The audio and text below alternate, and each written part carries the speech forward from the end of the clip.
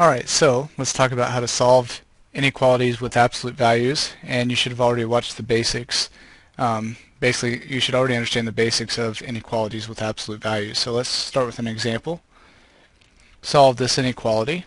2 minus the absolute value of 2x plus 3 is less than negative 4. And I always recommend writing your absolute value bars really big so you don't mistake them for ones. Alright, so the first thing we need to do is isolate the absolute value on the left side, which means we need to get rid of the 2 and the negative that's being multiplied by the absolute value. So the way to do that is to first subtract 2 from both sides, and we end up with the negative absolute value of 2x plus 3 is less than negative 6. Now we have to get rid of the negative that's being multiplied by dividing both sides by a negative. So that gives us just the absolute value on the left, positive 6 on the right. And since I divided both sides by a negative, the less than becomes a greater than. So now we need to step back. Every time we get the absolute value isolated, we need to step back and understand what this means. So the way I like to look at this is I like to basically ignore what's inside the absolute values. Okay, so that's what I'm going to do. I have the absolute value of this blue blob is greater than 6. Okay, so we have to figure out what this blue blob can be. Well, we already know if you draw a number line and get an absolute value that's bigger than 6, that means that your values have to be numbers that are bigger than 6 clearly and not equal to 6, or we could have numbers that are less than 6 and not equal to 6. Any of these shaded numbers here have an absolute value that's bigger than 6.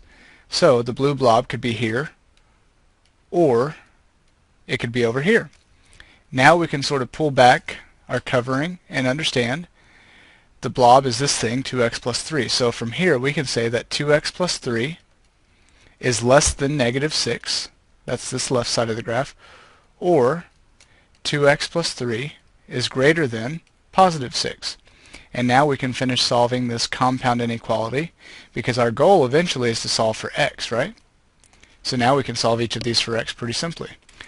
So if I subtract 3, I get 2x is less than negative 9. Divide both sides by 2. X is less than negative 9 halves. Subtract 3. 6 minus 3 is 3. 3 divided by 2 is 3 halves. And so x could be less than this or bigger than this. So on the number line again, these are x values that we're interested in. Our final answer, negative 9 halves is here. Less than negative 9 halves is this region. Bigger than positive 3 halves is this region. The interval notation for this would be this interval union this interval. So negative infinity to negative 9 halves union 3 halves to positive infinity. Okay, so we've represented our answer here in 3 different ways. We've got describing x, we've got a number line, and we have the interval notation. Alright, again we need to isolate the absolute value, so we'll subtract 3 from both sides first. Divide both sides by positive 2. And now we step back, the absolute value is isolated, we ask is this possible and what are the possibilities? So again I'll sort of cover up what's inside and draw a number line to figure out what that inside could be, given that we know its absolute value is less than or equal to 2.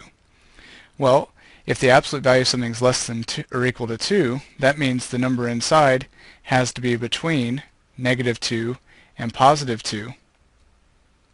So this blue blob has to be somewhere in here. Now let's uncover it and realize that what we're talking about is that x minus 1 has to be in here. So we can conclude that x minus 1 is bigger than the negative 2 or equal to and less than or equal to the positive 2. So we get this three-sided inequality.